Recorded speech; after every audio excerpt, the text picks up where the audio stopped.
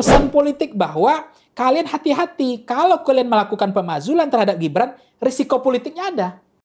Ah, balik lagi cerita tadi kan, menarik, matarik, rasa-rasanya udah jadi 3 periode. Ya rasa-rasanya begitu akhirnya.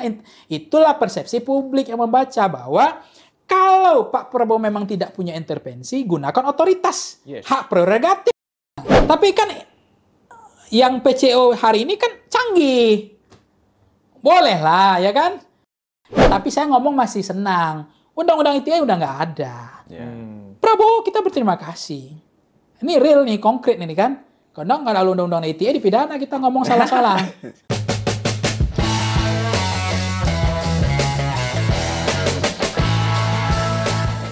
Guys-guysku, balik lagi di Torpedo. Apa kabar kalian semua? Kemarin kita apa istilahnya bang? Pro bono. Pro bono. Hari ini balik lagi High Politics. Kembali lagi di channel yang membuka alam pikiran kalian. Ini apa yang mau kita torpedo hari ini, Bang Ep? Sekarang kita kehadiran pengamat politik nasional, founder Foxpol Research and Consulting, Dir Eksekutif. Dir Eksekutif, ya founder lah. Founder lebih di atas. CEO. Abang Awak. Iya bang. Kita perkenalkan langsung Bang Pangi Caniago. Terima kasih Bang, udah. Siap, Abang Ep ya. Udah Makasih, mampir Bang. di Tengah kesibukan. tengah Rafiq. kesibukan di Torpedo UMKM ini Bang. Torpedo nih ngeri nih.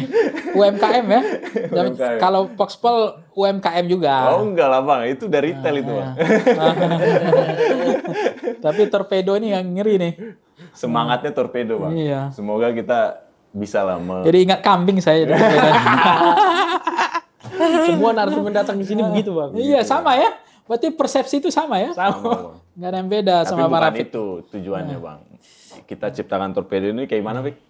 Ya ibarat kapal selam aja bang. Kapal selam, Kan ya. meluncur dulu deh bang. Lama-lama iya. meledak dia kan. Sampai tujuan dulu. Iya, Bang. Nanti cari jalan. Cuman sekarang belum kebanyakan salah sasaran. Karena torpedo begitu kan, penting tujuan dulu kan, nanti cari jalan kan. Jadi Bang, kita di sini akan membahas fenomena politik yang terjadi lah belakangan ini. Kita melihat ada kegamangan politik lah dalam laju ketatanegaraan kita. Seperti kemarin Letjen Kunto, anaknya Patri, dimutasi. Kemudian mutasi itu batal. Lalu ada juga Hasan Nasbi. Dia mengundurkan diri, tapi kemudian duduk lagi. Padahal udah panjang videonya tuh ya. Iya. Udah serak-serak di mana-mana kita tengok tuh ya. Ini kalau kita lihat kan kayak ada kegamangan dari presiden lah dalam mengelola negara. Dalam hal kecilnya ya seperti itu. Kalau Letjen Kunto itu, kalau kita baca beberapa literasi itu, anaknya Pak Trisutrisno yang kemarin menginisiasi Letjen Letjen Kunto menginisiasi gerakan untuk memundurkanlah Gibran ini. Makanya tidak bisa dipisahkan Letjen Mentorpedo Gibran. Torpedo Gibran, benar Bang. Abang sebagai pengamat politik melihat kegamangan ini, apa sih sebenarnya yang terjadi? Bang Ep, kalau Rafiq, pertama dalam politik itu, mazhab saya itu selalu bicara politik itu tidak ada yang alamiah. Ya. Nah itu kita sepakat dulu kan. Politik itu selalu ada desain, ada arsiteknya. Sehingga kalau masyarakat kita sudah cerdas sebenarnya, dengan pendidikannya, dengan pendapatannya itu udah rata-rata, mereka tidak terkecoh sama apakah itu panggung sandiwara, pencitraan, tidak mudah termakan karena mereka pakai baju anti peluru. Jadi setiap isu, setiap statement, setiap komentar, setiap panggung dia pahami dulu. Makanya saya termasuk mazhab yang percaya dengan itu, bahwa politik itu selalu bicara desain, arsitektur, operatornya ada. Nah semua rangkaian yang dibacakan tadi itu ada produsernya, ada sutradaranya, ya kan, ada skenarionya, dan semuanya tidak ada kebetulan. Ya. Di situ kita akan paham dengan dua peristiwa tadi. Nah, Siapa sutradaranya bang? nah itu kita kan bicara operator, sutradara dan seterusnya. Karena memang begini, ketika bicara tentang Legend Kunto, itu kan pukulan kelak juga itu, pukulan telak itu pukulan mematikan sebenarnya. Ketika Bu Titi itu menggandeng tangannya Pak Tri Sutrisno, dan itu pegangannya kuat, ya kan? Setelah bentangan empiris yang peristiwanya nggak terlalu jauh dengan Legend Kunto, anaknya Pak Tri dimutasi, tapi pukulan telaknya adalah nggak jadi dimutasi. Siapa yang bisa menghentikan itu? Saya tahu saya Pak Prabowo. Karena itu udah urusan Legend, itu udah urusan presiden. Mutasi nggak jadi balik lagi kan? Nah, siapa yang pasang badan? Kalau menurut saya, ya siapa lagi panglima tertinggi itu? Angkatan Darat, Udara, Laut. Kalau bukan presiden kan? Presiden. Itu kan pukulan telak banget. Tetapi yang menjadi menarik adalah desain dari arsitektur politik tadi yang saya pahami, secara alamiah, dia invisible hand, tidak bisa dirasakan, tapi itu berjalan dengan alamiah. Nggak mungkin juga. Ya gimana peristiwa yang sama, begitu ada torpedo terhadap Gibran, pemakzulan, langsung anak jenderal ini mutasi gitu loh. Mantan Purnawirawan Pak Tri kan, langsung mutasi kan. Apakah itu kebetulan? Nggak mungkin. Rangkaiannya berapa jam? 24 jam nggak rangkaiannya setelah itu? Fenomenanya. Ya kan, nggak lama kan? Nah, siapa yang bisa menggerakkan invisible hand ini? Yang lobby-lobby di belakang layar, panggung. Ya kan? Nah, dan itu peristiwa yang saling terkait satu sama lain. Rangkaian peristiwa fenomena saling terbentuk. Nah, saya menduga kan begini, menduga-duga nggak boleh. Tapi ini ada skenarionya, ada operatornya. Siapa menggerakkan itu? Ada juga pandangan yang memberikan pesan politik bahwa kalian hati-hati, kalau kalian melakukan pemakzulan terhadap Gibran, risiko politiknya ada. Maka jenderal-jenderal Purnawirawan kan pikirin juga, ada anak saya juga nih. Nanti korban juga nih, lebih baik saya bungkam aja, diam aja. Purnawirawan ngomong, ternyata ada risiko, ya kan? Baru tingkat 40 anak ya. Ternyata ini bukan bebek lumpuh, bebek terbang yang belakang ini. Hati-hati mau memakzulkan Gibran. Legend bisa mutasi. Ya kan? Itu yang mau disampaikan, efek jerah itu mau disampaikan. Ternyata dipukul telak. Selesai. Gagal. Kalau abang bilang tadi sutradara, kalau kita lihat fenomena kemarin itu, bisa dibilang ada 2 sutradara nggak sih? Ya bisa iya, bisa tidak. Siapa operatornya? Siapa desainnya? Arsiteknya siapa? Kan kita tidak ada yang alamiah kan? Memang mutasi itu karena peristiwa biasa atau tidak? Itu aja problemnya. Kan bisa saja panggung depannya bilang panglima atau oh ini peristiwa biasa, kan begitu. Ini mutasi biasa. Persoalannya kita percaya nggak tuh dengan itu, statement itu? Apa kita bodoh-bodoh amat? Karena ada peristiwa pemakzulan nih. Yang menyampaikannya katanya Bapak Tri Sutrisno. Diketahui, ya kan? Ternyata berarti kan siapa kekuatan matahari kembarnya lagi nih? Memungkinkan nggak Pak Prabowo melakukan itu? Setega itu kah Pak Prabowo? Memutasi itu kan? Pak Prabowo kayaknya enggak kan, karena Pak Prabowo kan bagaimanapun dia tahu penawar ini sayang sama dia, ya kan? Kan itu yang dia baca, makanya satu-satunya statement yang dia bilang presiden akan mempelajari itu kan hanya Purnawirawan yang ngomong yang bisa dipelajari. Kalau yang lain nggak ada, kalian siapa, ngomong apa kalian ini kan? Memang ngapain ngasih masukan ke pemerintah kan gitu biasanya selama ini. Masukan Omnibus Law dulu nggak didengar, pemasukan revisi undang-undang KPK. Kalian siapa, mau demo 3 hari 3 malam sampai demo dari tahun kuda nggak nyambung juga kan? Tapi ketika ini langsung dipelajari kan, dipahami. Karena apa? Mungkin sayang gitu. Tapi karena wajar kekhawatiran itu yang dikhawatirkan sama mereka kan itu aja, bahwa ada 2 skenario kalau memang Pak Prabowo berhalangan tetap nanti ini yang naik. Nah, dia rasa-rasanya apakah bisa ikhlas, bisa nggak ikhlas dipimpin oleh yang namanya Wapres Gibran ini. Mas Wapres ini kan, ini panglima semua, jenderal-jenderal semua. Rela nggak, ikhlas nggak mereka dipimpin oleh orang ini? Nah, kalau itu yang terjadi, itu yang mau dicegah kan? Peristiwa itu yang mau dicegah. Nah, mampu nggak, tega nggak mereka? Kan itu persoalannya. Ya, tapi ya nggak ada masalah. Menurut saya itu yang disebut dengan demokrasi itu kan. Itu yang mau dicoba diantisipasi sama jenderal-jenderal ini. Kalau memang persoalan umur kan nggak ada yang tahu kan itu kemarin. Kan otomatis undang-undang kita begitu. Mestinya pertama kita harus main ke DPR, Purnawirawan kan, untuk merevisi lagi. Jangan nanggung, kasih torpedonya. Revisi undang-undang bahwa tidak otomatis wakil presiden menjadi presiden. Udah revisi aja. Ya. Konstitusi dong, ya kan? Konstitusi. Kalau DPR ini kan itikat politik aja, ini kan kesepakatan politik. Gibran aja bisa. Bukan Gibran, ini kan nggak tahu invisible juga. Yang merevisi yang tidak cukup umur jadi cukup umur kan? Konstitusional dong, sah. Ini juga bisa. Kalau kita punya itikat baik bahwa nggak automatically presiden kalau berhalangan hadir, wapres nggak bisa automatically naik. Bisa kalau mau. Kalau itu yang dikhawatirkan oleh penawaran ini. Ya kan? Ya konstitusi kita bisa diubah lagi. Tapi kan namanya invisible man juga bisa bekerja juga di sini. Ya, bisa. Kan itikat politik, kemauan politik, semuanya ada di DPR. Nah, itu aja. Nggak ada mudah memang. Ini udah 10 tahun kemarin Pak Jokowi, ayahnya Wapres sekarang menjadi presiden. Dengan analisa Abang tadi, bisa aku tangkap dia OTW 3 periode lah memimpin Republik ini, Bang ya. Ya, boleh iya kan. Analisa Abang. Ya begini ya. Rasa-rasanya kan kalau kita bicara tentang rasa-rasanya. Ya kan memang hampir kan pertama Panglima belum ganti, Kapolri belum ganti dan termasuk apa-apa yang posisi-posisi strategis, Menko dan seterusnya kan. Itu kan memang itu yang dibaca persepsi masyarakat kan selama ini.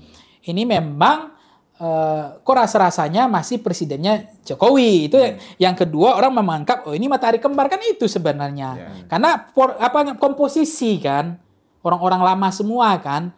Nah, itu yang ditangkap publik bahwa ini masih orang lama, ini masih rasa-rasanya memang presidennya masih Jokowi. Kan itu sebenarnya. Karena semuanya, contoh nih, yang semua membela tentang 3 periode waktu itu ya, ini kan bicara tentang 3 periode ini menarik. Kenapa menarik?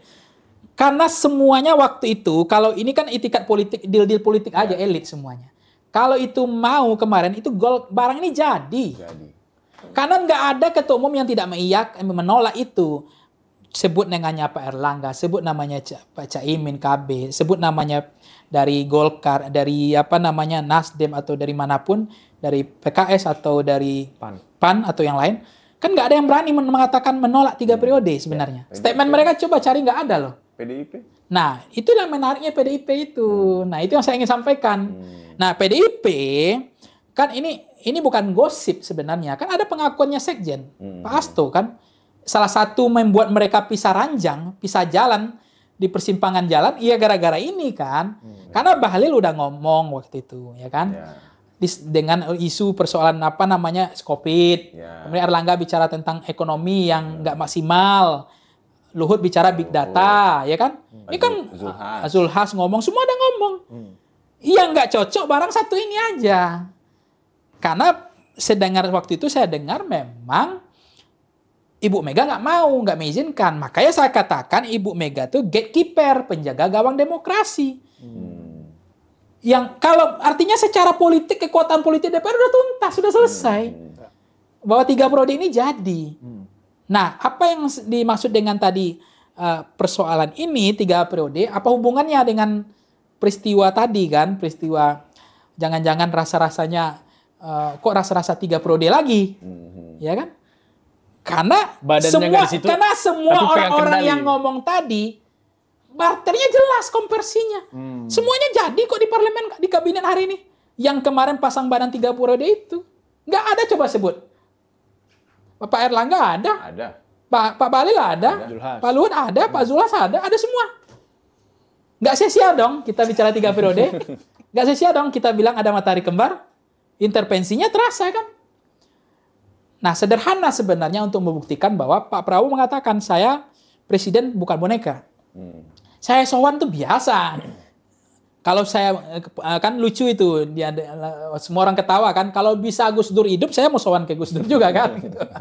Maksudnya itu peristiwa yang saya pun datangi, Bu Mega saya datangi, Pak Prabowo saya dengan Pak SBY saya nggak masalah, dengan Pak Jokowi saya datangi gitu. Nah, cuma dikatakan saya intervensi. Saya nggak ada intervensi. kan ada juga orang-orangnya Pak Prabowo bilang gini, semakin Pak Prabowo diintervensi, semakin orang itu akan berhadapan dengan Pak Prabowo, sehingga makin gak nyaman. Sebenarnya otoritasnya Pak Prabowo, intervensinya harus sejalan hari ini. Ini kan udah ada offset ini, Panglima dimutasi anaknya turis. Siapa melakukan ini? Ini urusan legend, ini nggak urusan harus bawah, harus atas ini. Betul. Ini pejabat-pejabat, nggak mungkin pejabat hantu yang pindahin itu ya. Nah, udah ada beda ini harusnya, karena ini udah the general. Tanpa seperintahan Pak Prabowo kan, buktinya ditarik lagi balik kan. Berarti kan itu tanpa perintah Pak Prabowo. Atau tanpa izin. Tanpa izin itu. Nggak mungkin orang mutasi-mutasi jenderal menurut saya kalau bukan presiden yang atas seizin dia kan. Izin lah. Iya, karena ini jenderal kan. Nah, itu maksud saya. Balik lagi cerita tadi kan, menarik, matarik, rasa-rasanya udah jadi 3 periode. Ya rasa-rasanya begitu akhirnya. Itulah persepsi publik yang membaca bahwa kalau Pak Prabowo memang tidak punya intervensi, gunakan otoritas. Yes. Hak prerogatif. Iya. Ya. Sampai kapan ini Kapolri nih? Sampai kapan nih Panglima ini? Yang lama-lama ini. Menteri-menteri yang lama yang tidak produktif, yang kerjanya ya udah model begitu aja. Kan itu Purnawirawan ngomong di situ ada 3 poin yang menarik. Dianggap itu tendensius. Yeah. Pertama adalah tegakkan hukum terhadap menteri-menteri di era Pak Jokowi kan. Ya. Tendensi gitu. Kemudian Gibran kan di pemakzulan. Yang ketiga apa? IKN kan. Itu hubungannya kan ke Jokowi semua. Ujungnya. Ya. Intensitas arahnya. Dari pesan 8 poin dari yang saya baca itu loh. Dari Purnawirawan itu. Tentang mereka lah. Nah itu kan sebenarnya apakah karena sayang dengan Prabowo atau gimana? Atau memang karena matahari kembar itu? Karena hak prerogatifnya Pak Prabowo jangan-jangan nggak maksimal gitu. Yeah. Jadi hak prerogatif itu kan Panglima tuh presiden yang tentukan. Biasanya yang sudah-sudah mengganti presiden, ganti Panglima. Ganti semuanya. Yeah. Para aparatnya. Karena cari orang loyalitas kan. Yeah. Nggak boleh ada kuda Troya kan. Nggak boleh ada penumpang gelap. Supaya tidak ada loyalitas tunggal, supaya nggak ada lagi bos lama, bos baru. Nah itu kemarin yang kecoplosan itu kan. Makanya Bang, itu. dari Oktober sampai sekarang, kayaknya udah terlalu lama ya kita membaca di bawah bayang-bayang dominasi Pak Jokowi. Iya. Harusnya sebagai seorang militer, pemimpin negara sekarang ya dia harus bikin sejarahnya sendiri kan. Dia harus bikin main relnya sendiri. Kan? Kenapa dia belum terlihat belum melepaskan diri? Jangan-jangan ini Pak Prabowo ini adalah orang militer tapi berjiwa demokratis. Jadi nggak mau ekstrim, nggak mau terlalu ekstrim kanan, ekstrim kiri. Soft. Moderasi, balancing, atau kontemplasi dulu. Yang saya khawatirkan sebelum moderasi, balancing, atau kontemplasi, yang lainnya duluan, itu yang kita khawatirkan. Kan yang dicemaskan banyak pakar-pakar, jangan-jangan ada potensi yang kudeta bukan yang kudeta yang tadi, yang Pak Prabowo dikudeta, kan gitu. Karena mutasi jenderal aja bisa gitu. Ya kan? Iya. Bisa, mutasi jenderal bisa.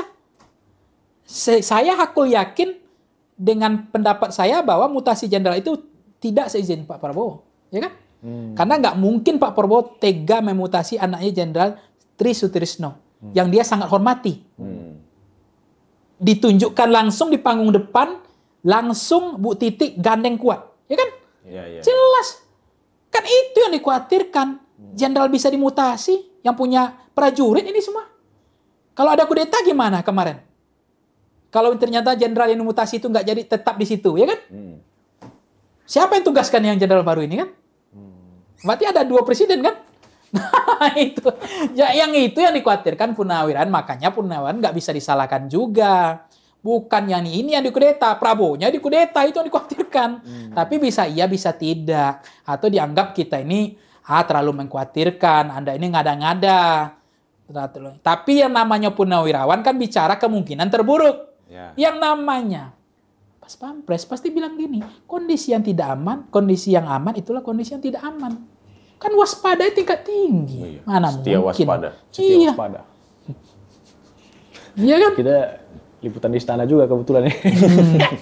Ngerti lah. Kalau tadi kan baru kita bahas soal Legend Kunto. Kita pause dulu soal itu. Iya.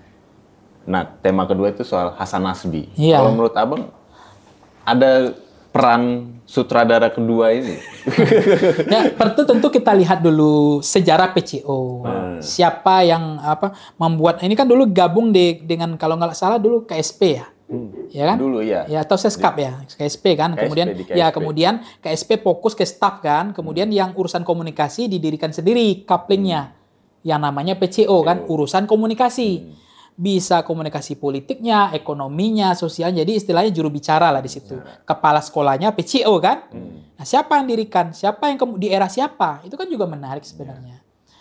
Nah, yang kedua adalah kalau kita mencermati kenapa Pak Prabowo bisa percaya dengan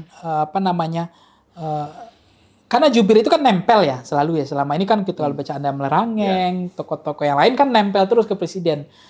Nah sekarang nggak tahu apakah nempel atau nggak. Tapi informasinya kan susah bertemu juga. Tapi ada juga mengatakan bisa ketemu tiap hari. Nah karena nuansa kebatinan kan harus klik. Nah itu yang tahu mereka ya. Apakah klik atau enggak. Karena kan komunikasi itu kan kalau nggak dapat A1 dari pemerintah kan jadi salah-salah ngomong kan. Nah, ditambah lagi semuanya nggak mungkin ahli ekonomi, nggak mungkin semua ahli politik. Yang ngomong kan beda-beda.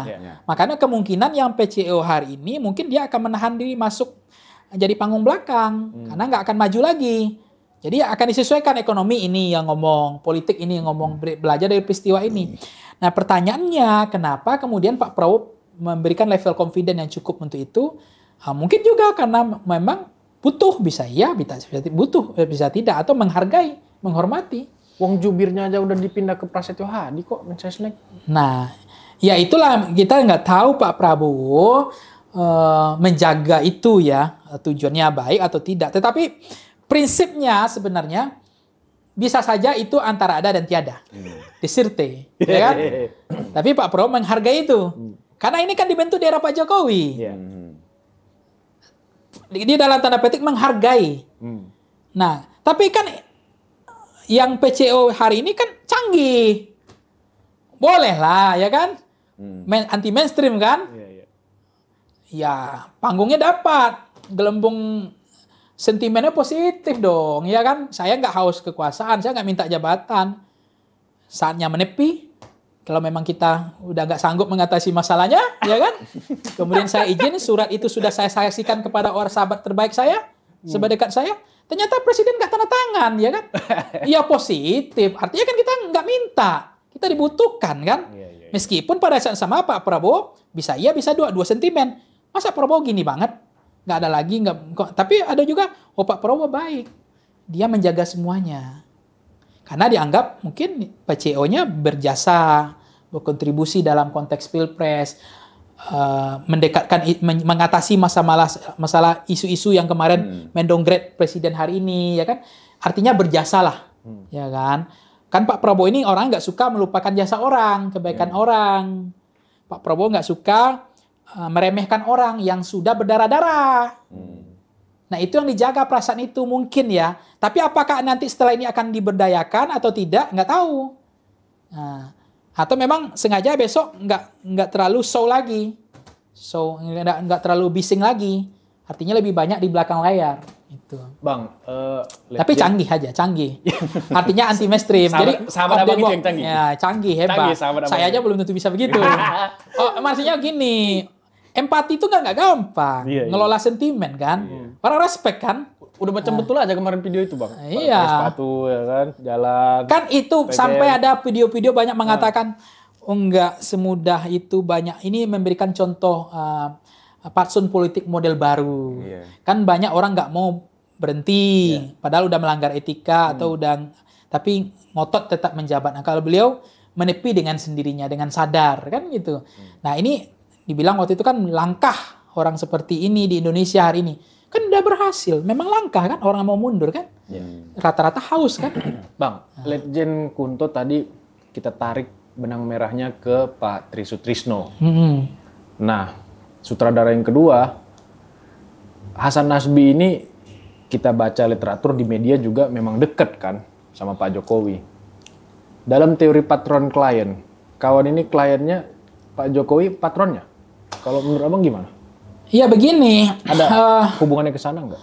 yang itu kita kan nggak ngerti ya secara umum ya. Tetapi intinya pasti ketua PCO pasti dekat dengan Pak Prabowo, dekat dengan Pak Jokowi. Setahu saya ya. Karena Bang, di wawancara Pak Prabowo sama 7 Pemret yang 3,5 jam itu, ya dia juga mengakui kok bahwa respon cepat soal kepala babi salah. Kan dia juga mengamini bahwa itu bukan respon yang baik kan. Nah, ya enggak saya nggak tahu ya, karena memang kan banyak juga orang bahwa masing-masing hari ini tuh pemerintah tuh kan taruh intelnya juga. Mana yang loyal, mana enggak gitu loh. Mana yang loyalitas tunggal, mana yang enggak ada. Pasti Pak Prabowo juga punya. Ini bosnya siapa dulu nih? Bos lama atau bos baru ya kan? Nah, itu makanya menteri kecoblosan kan. Dan sekarang masih bos saya. Kan udah ketahuan. Nah, itu suara hati.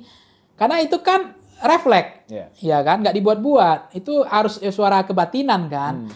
Saya yakin Pak Prabowo juga taruh intel-intelnya di mana-mana sebenarnya supaya dia tahu juga mana yang loyal, mana yang enggak. Nah kalau begini kan Pak Prabowo juga saya nggak tahu ya di mana posisi orang-orang yang loyal pasti ada laporan, mana yang enggak. Tetapi diakomodir semuanya orang-orang Pak Jokowi menurut saya sampai sejauh ini semua terakomodir. Nggak ada yang bisa nggak terakomodir kan dengan baik. Karena kan mazhabnya Pak Prabowo kan mazhab persatuan, keberlanjutan, mazhab kebersamaan, nggak mau ekstrim, nggak mau istilahnya itu gergaji angin gitu loh, singkirkan orang-orangnya Pak Jokowi nggak mau kan itu yang dijaga sama beliau kan. Cuma satu saat harus diingatkan juga yang begini-gini dalam kalau istilahnya kalau loyalitasnya ganda, bukan tunggal, biasanya ya ada potensi nanti penumpang gelap, ya kan? Ada kuda-kuda Troyanya, itu yang dikhawatirkan nggak maksimal. Kalaupun jadi menteri, loyalitas seganda, tidak totali, setengah-setengah. Nah itu yang akan mengganggu ke depan. Nah pertanyaannya, beranikah Pak Prabowo melakukan ini udah 6 bulan? Setahun berani nggak? Masih orang ini atau enggak? Gitu.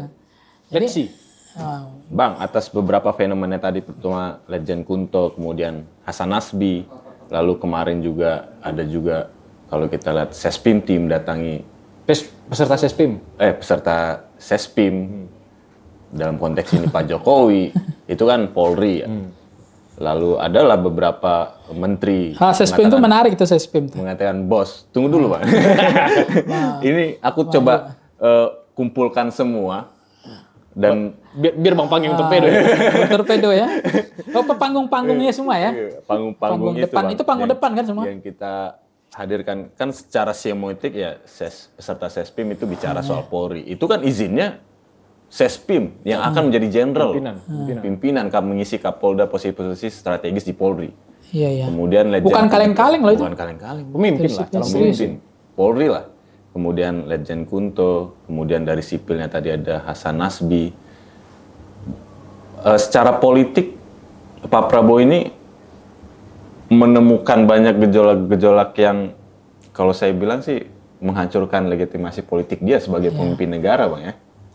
Ada gerakan-gerakan tambahan di bawah, Bang. Kalau Abang sepakat nggak sih soal itu? Ya, begini.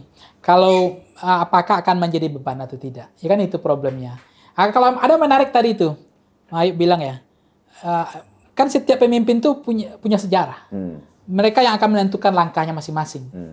Apa akan dibayang-bayangi atau akan punya otoritas sendiri. Aku yang bilang itu Bang. Bukan bahaya, salah ya. Salah. Bahaya ini, salah persepsi saya. Intinya setiap orang ingin buat sejarah masing-masing. Benar. Ya kan? Mau dibayang-bayangi atau mau berdiri tegak di atas kaki sendiri. Nah, tapi kalau memang punya saham di awal tentu harus menghargai. Kan itu problemnya, ada saham. Masuk. Ya kan?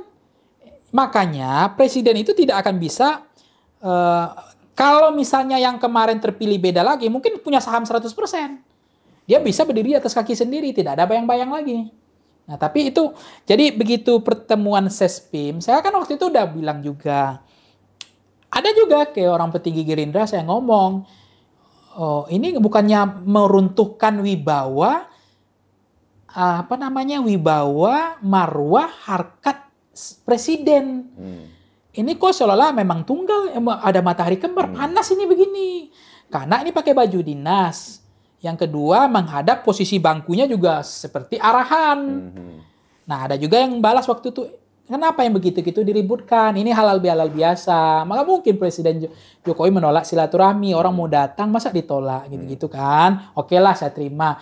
Ada dosa loh kalau berprasangka buruk. Orang mau silaturahmi, memutus silaturahmi nggak baik. Orang mau datang. Saya bilang, nggak bisa. Tapi happy nggak Presiden Prabowo? Kalau happy ya berarti itu ke faktanya.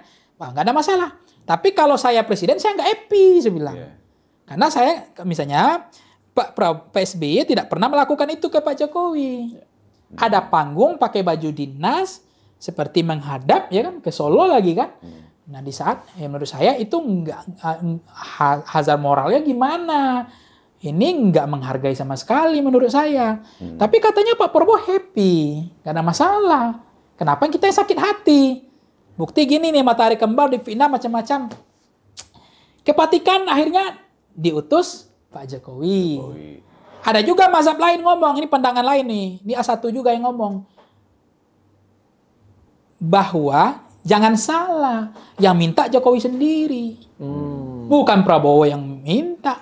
Kalau Prabowo mungkin lebih happy menteri dalam agama dong. Atau Bu Mega yang punya hubungan baik dengan Vatikan. Iya, Bu Mega diutus atau Menteri Agama lah, kan baik hubungannya, pernah hubungan personal lah, ya kan, supaya menunjukkan Menteri Agama kita punya moderasi, plural, ya kan, menghargai semua agama, kan bisa Menteri Agama ngapain mantan presiden kan gitu. Ada yang bilang begitu, tapi saya nggak perlu sebut namanya. Tapi A1 Bang. A1 yang minta katanya, tapi bisa aja A1 kan bisa yang KW atau yang ori, kita nggak tahu ya kan, A1-nya kan bisa jadi juga salah kan, namanya manusia, bisa iya bisa tidak. Tapi yang minta katanya ada waktu itu ada sidang ijazah di Solo, pergi ke Vatikan, iya bisa tidak. Tapi saya ngomong masih senang, undang-undang ITE udah nggak ada. Prabowo kita berterima kasih, ini real nih, konkret nih kan, karena nggak ada undang-undang ITE dipidana kita ngomong salah-salah. Bang, aku Gini coba loh, tarik itu pada saat Pak Jokowi memimpin pertama kali di Indonesia. Periode pertama, awal-awal ketika terpilih, dia menjadi presiden. Saat itu kan kencang, presiden tidak mau didikte oleh Bu Mega. Sampai di sini ribut-ribut di DPR. Oh, petugas partai. Petugas partai. Sampai PDP teriak-teriak di DPR. Kita juga menginginkan sebenarnya presiden melakukan seperti itu. Tidak mau didikte oleh siapapun, menunjukkan power. Menjawabnya menarik. Karena beliau pernah menjadi petugas partai, beliau juga paham caranya supaya menjadi petugas apa sekarang. Karena beliau udah pernah jadi petugas partai kan. Jadi mungkin beliau kan merasakan enak nggak enaknya. Sekarang ketika Pak Prabowo gitu, dia merasa, mantan presiden juga merasakan nih, enak nggak diginin gitu. Atau enak ini, atau Prabowo juga nyaman gitu, ada matahari kembar jangan-jangan. Nah, itu yang saya nggak tahu, karena aman loh. Katanya happy kemarin ketika ada Sespim datang, nggak ada masalah, halal biasa.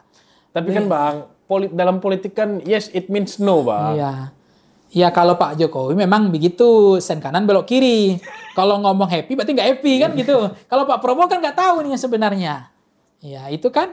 Nah buktinya dengan peristiwa-peristiwa yang tadi itu, ada Sespim, ada kepala PCO yang katanya nggak jadi diganti, kata-katanya ya ada mungkin bisa tidak Pak Jokowi yang telepon langsung ya kan, akhirnya dibatalkan, atau memang nggak ditelepon Pak Jokowi, Pak Prabowo menghargai saja, nggak ditandatangani ya kan, karena ada jasanya misalnya kan.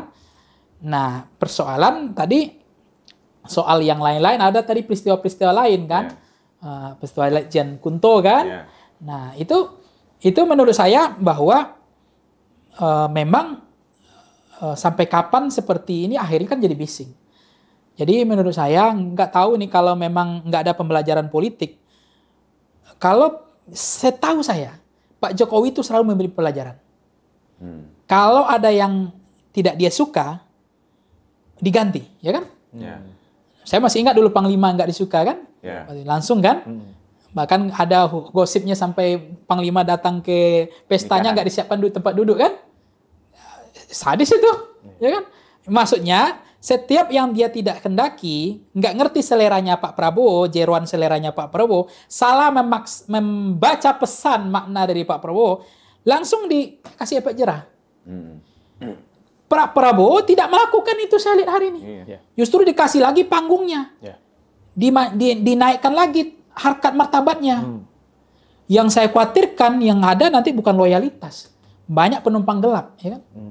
Akan banyak kuda-kuda Troya itu. Malah tidak loyal. Ya nggak loyal nanti. Dibiarkan, karena nggak ada sanksi. Nggak ada sikap.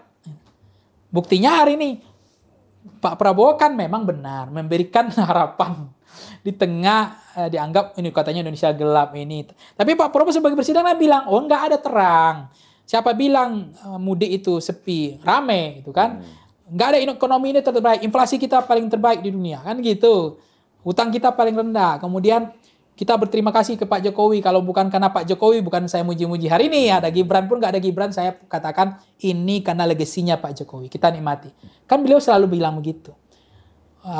Surplus beras dia bilang, jagung. Ini hanya terjadi sejarahnya pertama di era saya. Dan itu juga kerja 10 tahun yang lalu. Karena ada mesin-mesin pompa yang dipasang di air-air di sungai-sungai oleh TNI Polri. Dan akhirnya kita surplus. Dan Kamboja mencari pasar baru hari ini karena nggak lagi impor dari ke kita. Ya kan dia bilang begitu kan. Termasuk soal bumi air kekayaan alam, tambang mineral. Dan banyak kunci-kuncian yang beliau bahwa kerja beliau ini 6 tahun ini adalah sangat baik. Apakah iya apa betul kan gitu. Karena menteri-menteri yang ini kan orang kok lapangan pekerjaan banyak juga pengangguran nih. Banyak pabrik tutup kan gitu. Kok kemudian daya beli masalah juga dan seterusnya. Tapi Pak Prabowo apakah itu strategi juga kita nggak tahu. Karena nggak ada yang disalahkan kan. Karena Pak Prabowo kan bilang gini, kalau di depan media saya nggak akan marahi semua menteri-menteri ini, saya puji semua. Benar dong. Kan dipuji semua. Seolah-olah nggak ada dosa di situ menteri itu. Ya kan? Nah, dia bilang kalau udah saya nggak suruh wartawan keluar, berarti saya lagi marah-marah. Nah, kalau benar berarti memang benar dipuji semua. Tapi yang saya khawatirkan di era Pak Jokowi dia nggak pernah marah-marah, dia tidak pernah bentak-bentak orang, dia ngomong sebaliknya yang terjadi orang mengerikan, takut semua orang, cemas orang, ya, karena efek jerahnya ngeri. Bahkan salah menafsirkan, membaca simbol dari Pak Jokowi waktu itu lewat. Ya kan? Lewat. Sehingga yang terjadi adalah loyalitas tunggal. Nah kalau begini-begini terus, menurut saya bisa masuk angin juga. Karena udah ada 2 bos kan. Ada ini. Jadi, tapi ya itu kita nikmati saja permainan ini sampai kapan Pak Prabowo menggunakan hak prerogatifnya. Bang, soal penumpang gelap tadi menarik tuh. Menurut Abang, Pak Prabowo sadar nggak sih? Atau ya memang dia nggak tahu? Atau ya slow-slow aja, liatin aja dari jauh. Menurut Abang gimana, Bang? Ya kalau melihat Gerindra hari ini. Karena nggak jauh dari ini, soal Legend Kunto sama Hasan Nasbi. Udah ada speech Menko AHY the next. Udah ada begitu kan? Udah mulai tipis-tipis. Ya semua menteri pasti akan curi star kan? Dan memang besok kan semua calon presiden bisa 7, bisa 8. Karena nggak ada lagi elektoral kan. Nah persoalannya mau menang atau hanya nempel wajah di KPU. Di kertas KPU ya. Kalau mau menang ikut Prabowo. Kalau nggak, ini kan gitu ceritanya. Atau untuk meramaikan pilpres ya kita, supaya jangan jadi tepuk tangan dari luar, kita masuk ke gelanggang jadi calon. Jadi semuanya akan pasti curi star semua hari ini. Udah terasa curi star itu. Tapi Pak Prabowo kan menikmati. Kalau di era Pak Jokowi mah ada bisa. Ada yang mulai gerak-gerik, ya, gelagat-gelagat yang aneh-aneh. Mulai ada yang menunggang popularitas lewat barang ini. Gedung Bundar bergerak. Gerak. Nah, ada ini kan banyak ini menteri-menteri. Saya nggak mau sebut nama aja. Udah banyak curi star kok ini. Udah hebat sendiri aja sekarang kan. Itu kan beban presiden. Harusnya kan menteri-menteri ini sadar harus membantu presiden kan, supaya mengurangi beban presiden. Supaya visinya, asta-citanya asta-cita presiden. Tapi ada juga yang bilang nggak begitu, presiden tetap Prabowo. Cuma kami lagi menunggang popularitas kami, wajar dong kami memompa elektabilitas kami, karena kami menjadi wakil presidennya Prabowo gitu. Udah banyak menteri jadi curi star udah banyak. Masuk dalam radar tuh Bang ya? Udah saya udah tahu gelagat-gelagat udah paham ini arahnya kemana, ujungnya udah kebaca. Cuma persoalannya berani nggak lawan Prabowo atau hanya sebagai yang dibahas sama PAN. Kita bicarakan lagi soal wakil. Nah kami hari ini berusaha untuk menaikkan elektabilitas masing-masing. Jadi kami berkompetisi memompa elektoral kami bukan bersaing sama Pak Prabowo, tapi kami ingin digandeng jadi wakil Pak Prabowo. Bersaing dengan Gibran. Ya. Tapi benar nggak? Karena nggak ada elektoral, jangan-jangan semua mau maju kan? Iya. Nah itu. Di era Pak Jokowi nggak bisa begini. Raja satu. Kalau nggak ada petunjuk arahan jangan bergerak, itulah. Dari resapel semua. Kan makanya resapelnya itu kan bukan letupan kinerja. Jeronnya Jokowi kan. Seleranya. Nggak ada, mana ada resapel kemarin berbasis kinerja menurut saya. Bisa ada tapi nggak besar. Rata-rata itu soal like or dislike. Soal mana yang memahami selera Pak Jokowi, mana yang enggak. Ya kan itu aja. Bang, melihat karakter Pak Prabowo, kemudian kegamangan politik yang diambil akhir-akhir ini, kira-kira Matahari Kembar ini bisa running 5 tahun ini nggak? Atau cukup sampai 2 tahun? Harus ada limitasi kan? Iya, kita pun saya nggak tahu limitasi. nih. Karena kan Pak Prabowo pernah ngomong itu, bahwa kita nggak akan jadi presiden kalau bukan karena Pak Jokowi. Ya. Pernah, saya bisa salah memaknai itu, tapi pernah ngomong ya berkat Pak Jokowi lah gitu kan. Nah, saya nggak tahu saham ini sampai berapa limitasinya. Iya, karena ya kan? Bukan cuma abang aja, bukan aku juga atau Rafiq. Pak SBY juga statement kan, Matahari Kembar. Ya, itu kekhawatiran itu. Matahari Kembar itu, kalau kemarin bukan Matahari Kembar, itu saya hakul yakin Legend Kunto itu tidak akan dimutasi. Tidak akan. Nggak mungkin. Berarti kan itu ada indikasi ada Matahari Kembar. Ya kan? Mana mungkin orang yang udah dimutasi dibalikin lagi gitu. Iya. Ya? Jarang. Berarti kan matahari ada. Kalau orang bicara kan gini, KPI-nya ada. Ketemu ini barang, bahwa memang ada Matahari Kembar itu. Karena urusan jenderal-jenderal ini bukan urusan orang-orang bawah, urusannya presiden. Ini legend. Bukan jabatan-jabatan kaleng-kaleng itu. Udah punya pasukan juga. Nah itu, aku mencoba prediksi abang ini sampai berapa sampai lama? Kapan limitasinya? Atau 5 tahun? Ya kita nggak tahu sahamnya sampai kapan ini bersaing. Makanya kan kita nih presiden kita kan bilang begitu kan, bicara waktu itu kan begitu dulu. Maka Arief Poyono kan ngomong yang minta Gibran itu ya kan bukan Gibran yang minta, Pak Prabowo yang minta. Karena Pak Prabowo nggak bakal maju kalau nggak didukung Pak Jokowi. Nah syaratnya mungkin ini waktu itu, ya kan? Nah jadi Pak Prabowo bilang kan, siapa bilang saya boneka? Saya manusia merdeka kan gitu, nggak bisa diintervensi. Sebenarnya untuk mengkonfirmasi itu, untuk memvalidasi itu, gunakanlah hak prerogatif hari ini. Betul. Persoalannya dipakai nggak sampai sekarang? Nggak ada. Maka orang bilang Panglima, Kapolri, kemudian KPK, dibilang kalau mainan kita made in China kan, made in Jokowi. made in Jokowi. Jadi nggak ganti gitu loh. Dan ini mungkin bisa iya bisa tidak ya. Jangan-jangan ini sejarahnya pertama di Indonesia presiden ganti tapi yang ini nggak ganti. Biasanya begitu ada presiden baru langsung loyalitasnya harus loyalitas baru. Kesetiaan lama selesai. Nah ini presidennya baru, kesetiaan lamanya tetap. Kan begitu lahir presiden baru, selesai kesetiaannya muncul kesetiaan baru kan. Makanya wajar kemarin ada menteri yang kecoblosan. Iya bos saya dan sekarang masih bos saya. Pertanyaannya Prabowo happy nggak? Katanya happy. Ya udah. Apalagi orang bilang, siapa bilang gini, Matahari Kembar inilah diadu domba lah. Buktinya Pak Jokowi disuruh kepatikan. Pertanyaannya, bisa memang Pak Jokowi yang nyuruh, bisa dia sendiri yang minta. Dia sendiri yang minta. Bisa kedua-duanya kan? Kalau rata-rata pengamat yang orang lain ngomong kan gitu. Media ngomong gitu. Ya permintaannya Prabowo. Kalau saya nggak boleh berpikir satu arah. Saya berpikir agak aneh. Jangan-jangan Jokowi yang minta, ya kan? Karena itu kan sentimen positif. Ya. Positif pas. Mewakili umat kan? Dan nggak jauh dari situ emang Bu Mega 2 bulan lalu ketemu dengan Paus. Iya, lebih dekat Bang psikologinya Bu Mega, termasuk Menteri Agama. Pak Jokowi bertemu Paus ada nggak? Jangan-jangan nggak ada, atau diam-diam, atau di belakang layar, ya kan? Ya lebih nuansa kebatinannya gitu loh Bang, lebih klik lah. Ini yang diutus, kenapa ini yang diutus gitu. Mungkin itu strategi Pak Prabowo juga untuk menjadi pemadam kebakaran. Tuduhan kalian ini konslet semua ini. Kami baik-baik saja.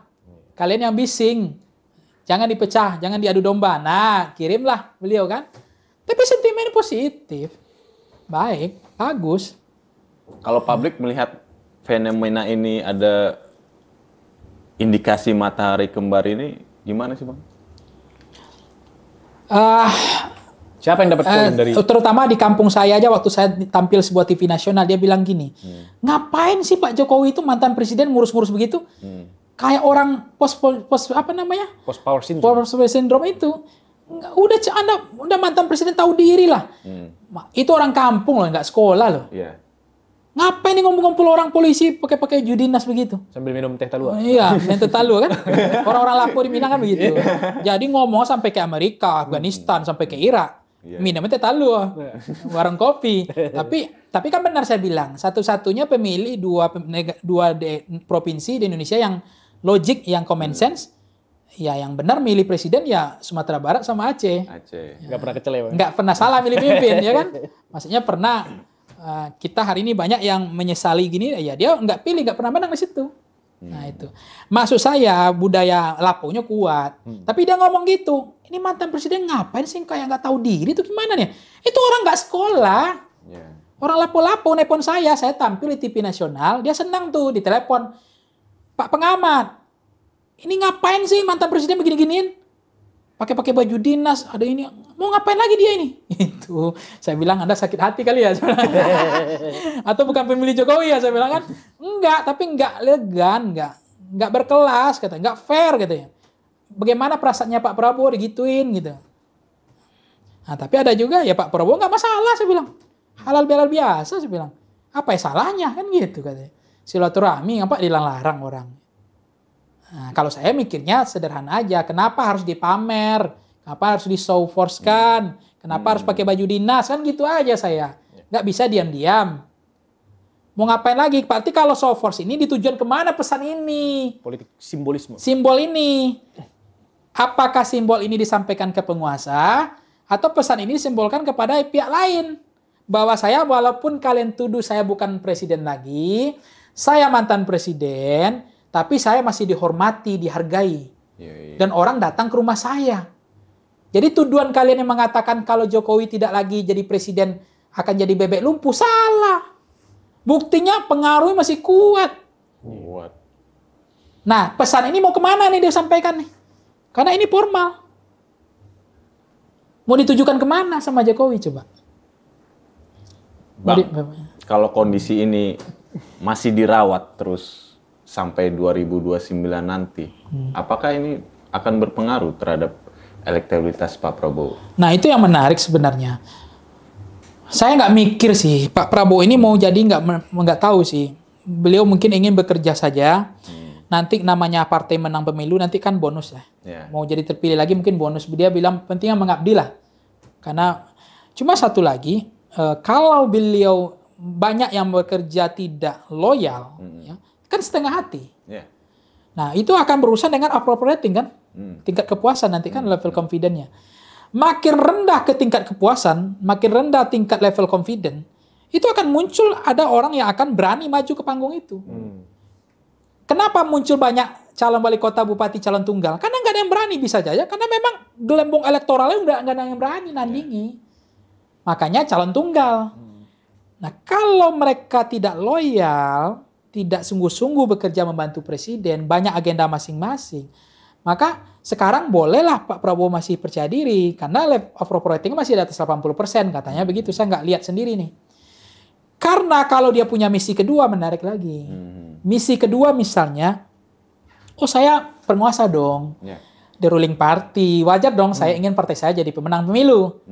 Nah, dari dalam teorinya yang saya baca di jurnal-jurnal internasional itu, yang saya baca ya, kalau pengaman ini kan masih baca jurnal. Iya. Kalau politisi baca lapangan kan, banyak ininya kan, olah-olahnya kan. Kalau saya rekening. masih baca rekening kan, to the point, nggak boleh panjang-panjang kan. Kalau bawa proposal 1 lembar aja, karena politisi pusing panjang-panjang. Kalau saya masih bisa baca jurnal 30 halaman.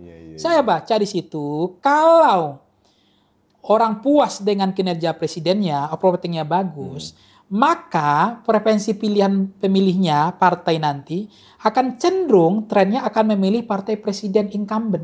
Di situ apa? Gerindra. Apakah Pak Prabowo nggak berpikir juga bagaimana Gerindra menang? Karena dia presiden.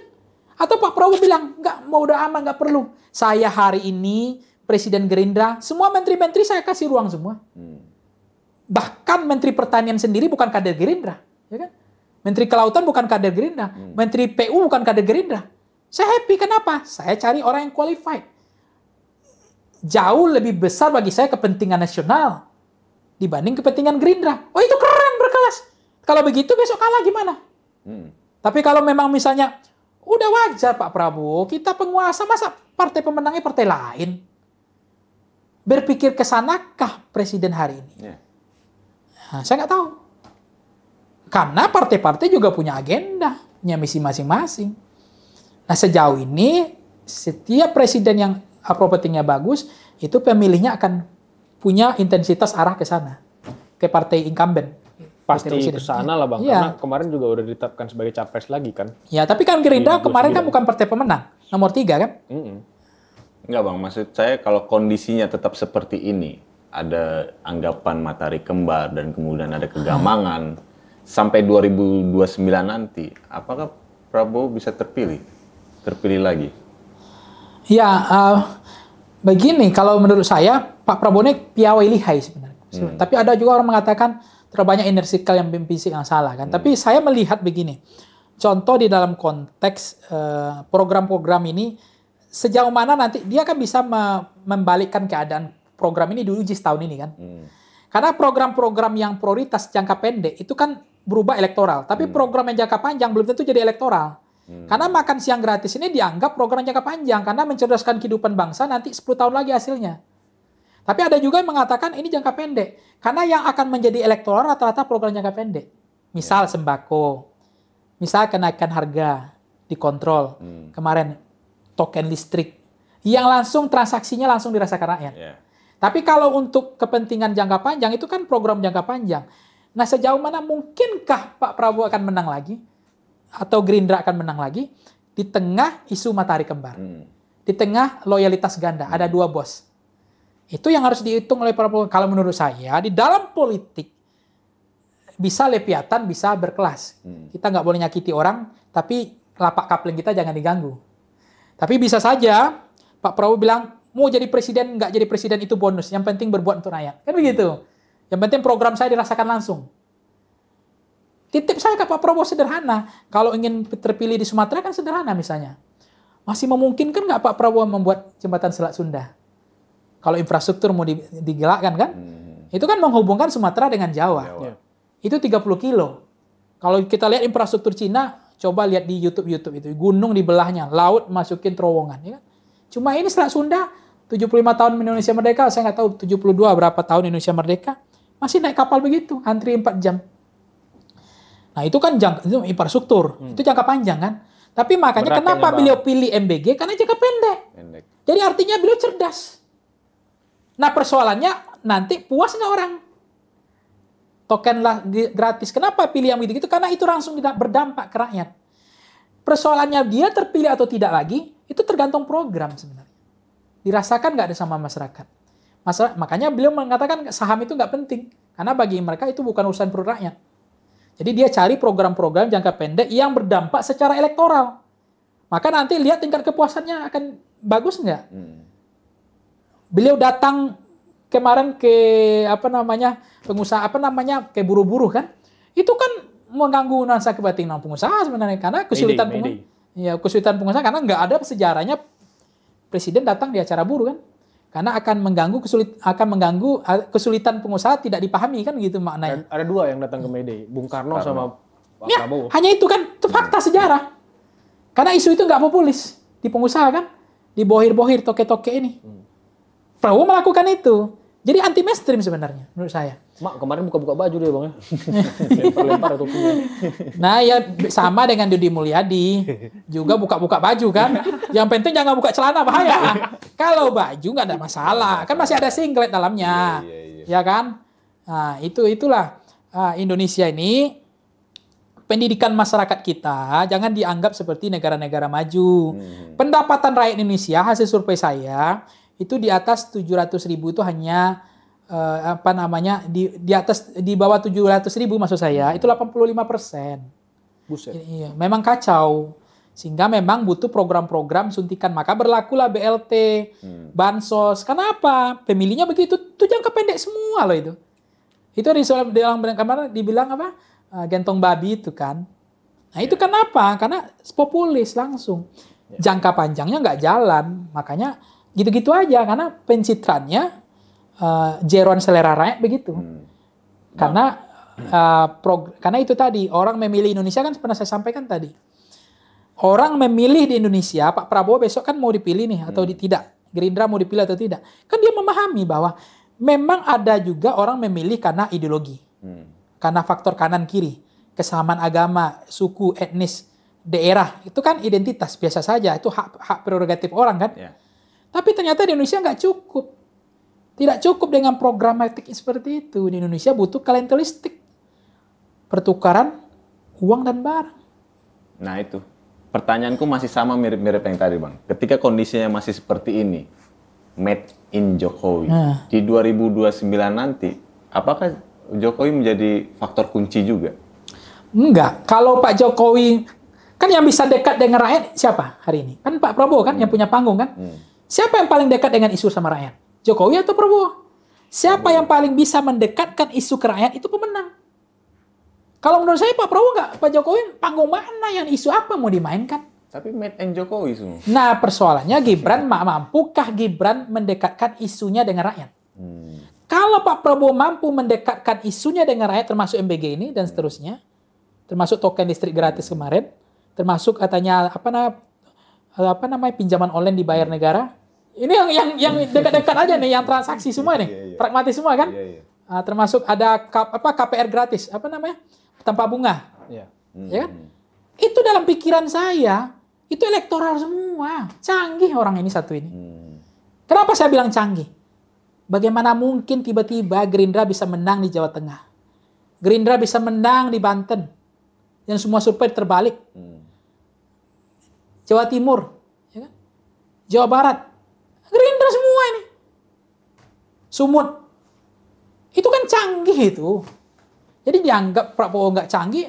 Nggak tahu siapa otaknya, nggak tahu. Tapi kan canggih. Kalau saat itu aku bilang ya otaknya masih Pak Jokowi. Iya Pak Prabowo belum jadi presiden, Gerindra udah menang semua provinsi, paham nggak maksud saya? Ini tuh apa? Ada kontribusi dari tempat yang kita pijak sekarang ini lah. Nah, kan kita nggak boleh sebut nama. Silahkan ditafsirkan.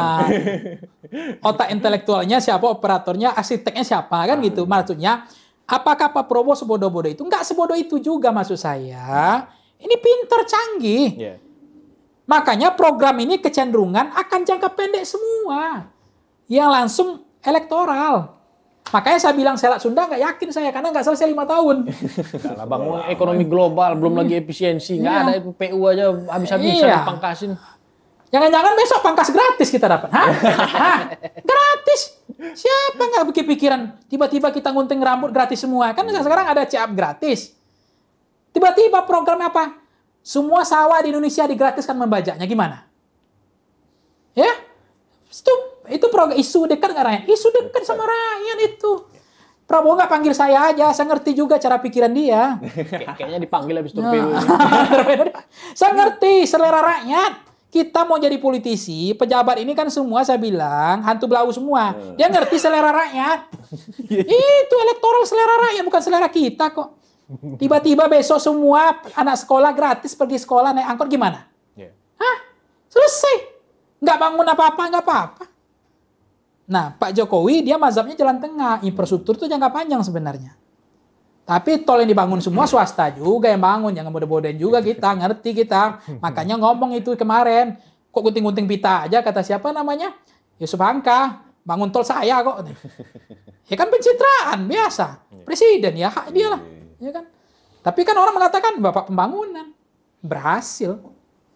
Berarti Pak Prabowo sengaja kalau soal saham ya biarkan. Kan dalam pemilu, dalam sistem elektoral kita pendekatan marketing politik itu kan ada 4. Personalisasi kandidat, yang kedua isu. Yang ketiga programatik, yang keempat adalah ideologi. Partai ID. Nah, saya menduga palit yang dilakukan Pak Prabowo hari ini itu palit semua. Isu sejauh mana dekat atau tidak dengan rakyat. Jeroannya, seleranya. Program seperti itu, mana yang klientelistik, mana yang program rasional. Soal personalisasi kandidat itu adalah gelembung popularitas. Karena orang kenal pasti suka, yang suka pasti pilih, ya kan? Yang ketiga, yang keempat adalah partai ID, mana yang paling dekat dengan partai nanti. Itu persoalannya. Kalau memang orang puas dengan pemerintah hari ini, dia akan dekat dengan partainya. Itu linkage politiknya begitu. Saya nggak bodoh-bodoh amat soal itu, ngerti saya. Makanya apa dilakukan Prabowo itu, orang mengatakan Prabowo ini bisa kalah. Bisa iya, bisa menang. Bisa iya, bisa tidak. Kalau loyalitasnya ganda. Tapi kalau melihat strategi dia sekarang, canggih nih. Canggih sekarang. Meskipun risikonya nggak main-main. Inflasi katanya oke lah. Kemudian harga nilai rupiah kita kan mulai persoalan. Investor-investor luar, ya kan. Kemudian begitu Beijing kemarin gabung sama apa namanya? Kemarin BRICS ya. Nah, itu akan mempengaruhi juga kan. Peta ekonomi Indonesia tidak aktif, non aktif kan. Nah, sehingga ada kemudian operasi-operasi politik yang Amerika nggak senang dengan Prabowo karena dekat ke Cina kan gitu. Karena itu berbahaya juga memainkan politik seperti itu kan. Agak seperti memasukkan satu kaki ke api neraka itu. Karena salah kebijakan ada ikut campur luar nanti yang operasi. Karena dianggap tidak pro pada negara mereka. Kan dua kekuatan Cina Amerika aja di Indonesia, dunia ini. Orang mau perang mau nggak perang karena dua ini. Orang perang itu jangan lihat Israel sama Palestinanya, lihat di belakangnya juga. Hari ini Taiwan sama Cina, lihat di belakangnya juga kan. Bagaimana hari ini Pakistan sama India, lihat di belakangnya. Yang membuat negara itu berhenti perang ketika saling menghargai yang di belakangnya. Siapa dulu yang pasang badan nih? Backingannya. Ya. Itu aja. Paten. Jadi Nah, main apa lagi kita nih? Udah paten. udah paten, Bang. Ini udah dapat kita dagingnya. Ntar kita Tulang torpedo. semua. Tumpang gelap, Bos. Hati-hati, Bos. Karena dulu pernah saya nulis tulisan waktu mahasiswa era reformasi kan. Judulnya, temanya penumpang gelap reformasi. Nah, sekarang penumpang gelap Periode ketiga. Ini terakhir, Bang. Matahari keempat di periode ketiga kan. Dengan kondisi seperti ini, kita lihat juga Gibran kan ada mulai manuver mendekatkan diri secara elektoral. Kira-kira Prabowo akan menggandeng Gibran nggak sih untuk periode selanjutnya? Nah, itu dukun politiknya saya nggak paham sampai segitu ya. Terlalu memang terlalu bukan dini, Belanda jauh ya, Tanah Abang di Belanda lah apa istilahnya, masih susah memprediksinya, forecastingnya, zoom outnya masih belum kelihatan gitu. Tapi kan dari PAN udah kebaca, ya kita diskusikan, kita bahas dulu. Kalau Prabowo, makanya dia kan paham. Kalau Prabowo harga maksudnya kebutuhannya primer gitu kan. Kalau untuk wakil ya sekunder, bisa iya bisa tidak. Nah cuma kan bisa iya, nah bisa tidak, karena memang kalau melihat langkahnya salah ya udah enggak. Tapi kalau langkahnya masih benar ya dipakai kan, langkahnya masih benar. Rata-rata yang pecah kongsi itu wakil dengan jabatan kan karena bannya nggak kempes, dipaksain ganti ban. Kan ban serap itu kan dipakai ketika ban utama bocor halus. Kalau Bang melihat Purnawirawan TNI ini di 2009 nanti main lagi, jangan Gibran seperti tuntutan yang hari ini. Prabowo lebih mendengar mana? Ya Pak Prabowo kan saya nggak tahu, dia kan menghargai purnawirawan katanya, karena beliau berasal dari sana. Nah tentu yang kedua adalah dari mana kendaraan partai ini kan perlu dibahas juga. Karena kan setahu saya secara kasat mata Gibran tidak punya partai. Atau punya PSI nanti lolos di parlemen bisa saja kan. Nah tapi rata-rata bisa saja memang. Kalau misalnya ingin Gibran ke depan ingin terang, karena karir politik panjang. Kan Mas Wapres ini kan hobinya baca komik, dia ngomong sendiri nih. Saya nggak tahu hoax atau enggak nih. Baca buku kan nggak seperti Bung Hatta. Bung Hatta masih ingat nggak beliau dari Belanda bawa bukunya ke sini 4 kapal kargo. Itu bawa bukunya Bung Hatta yang pernah dibeli di Belanda. Itu Wapres yang kita pernah punya kan. Cuma di Indonesia kan nggak butuh itu hari ini. Butuh klientelistik kan, uang barang aja kan, dipilih kan. Nah, saya nggak tahu kalau memang itu ada kesepakatan sejauh itu ya luar biasa. Berarti nanti periode kedua kan udah 2 kali jadi wakil presiden. Potensi beliau usianya baru 40 tahun. Kan dilatih, ada pelatih.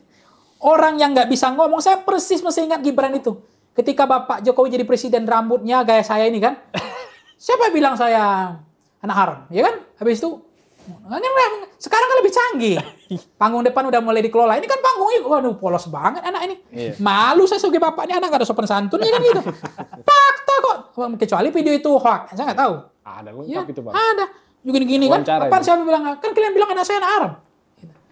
Tapi sekarang lebih tertata, bicara tentang Indonesia emas, ya kan? AI. Ada pelatih, bos. Ada pelatih. Kan semuanya ini kan desain, kecuali nggak bisa dilatih lagi. Yang kedua ini bisa dilatih atau memang nggak bisa dilatih nih anak ini. Udah habis ini ilmunya udah segitu-gitu aja. Ya maksudnya udah nggak bisa lagi Mas Wapres ini mau diapain pun udah segitu, istilahnya apa namanya ya, nggak bisa diotak-atik lagi. Tapi melihat beliau hari ini diberi panggung sama Pak Prabowo, apakah nanti itu justru mengganggu atau tidak, itu aja. Karena kemampuan Pak Prabowo untuk menyapa, menyalami rakyat, turun ke bawah, itu nggak mungkin lagi menurut saya. Dengan usia beliau hari ini. Masuk gang-gang itu nggak mungkin, apalagi masuk gorong-gorong. Nggak mungkin menurut saya. Nggak berani. Nah, Mas Wapres ini kan, itu yang diambil hari ini. Menyapa rakyat, datang. Bagi-bagi susu. Bagi-bagi apalah pokoknya. Mau bagi susu, mau bagi... Yang penting bukan kepala babi deh, ya kan? Pokoknya bagi-bagilah, ya kan?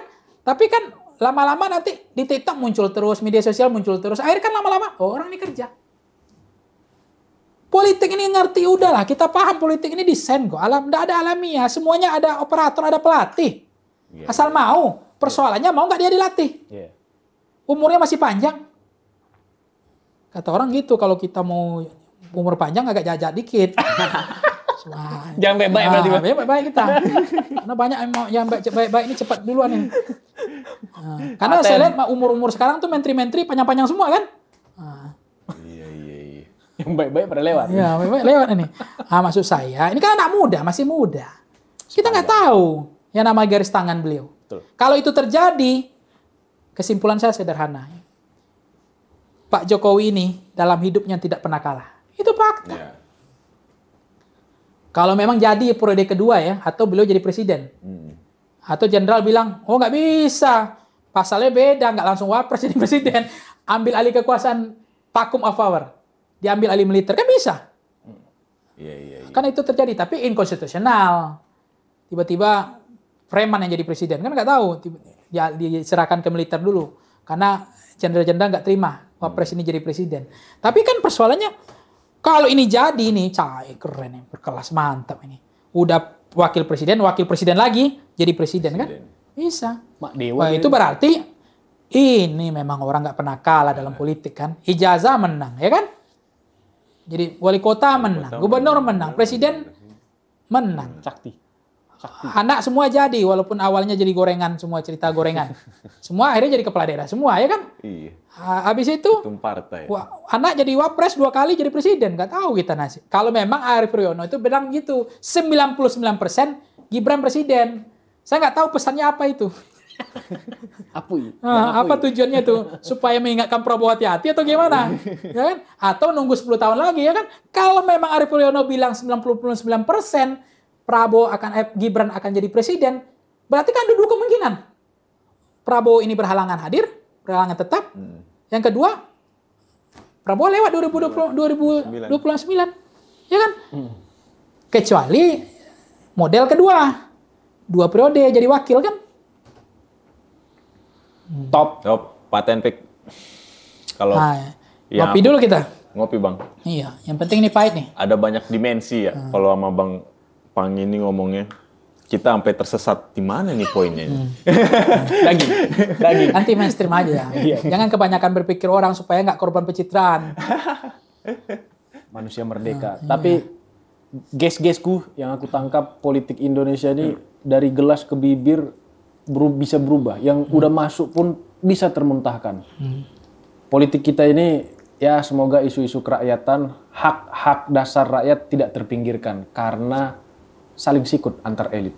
Itu aja sih harapan kita dari fenomena ini. Begitu Bang Ep. Kalau aku yang bisa aku tarik dari Bang Pange itu menunggu gebrakan Prabowo supaya Untuk menggunakan hak prerogatifnya Masih lama itu. untuk menghilangkan inilah matahari. Karena kalau matahari dua, dehidrasi kita. Panas ya. Panas itu. Panas tuh. Ini panas ya, ini dingin karena ada AC ini. Ini di planet Mars atau di mana nih? Kalau dua matahari bang, nggak begini bang. Iya. Udah keringetan kita. Katanya Bekasi lebih dekat pada Mars itu. Planetnya. Kita ketemu di torpedo berikutnya. Assalamualaikum warahmatullahi wabarakatuh.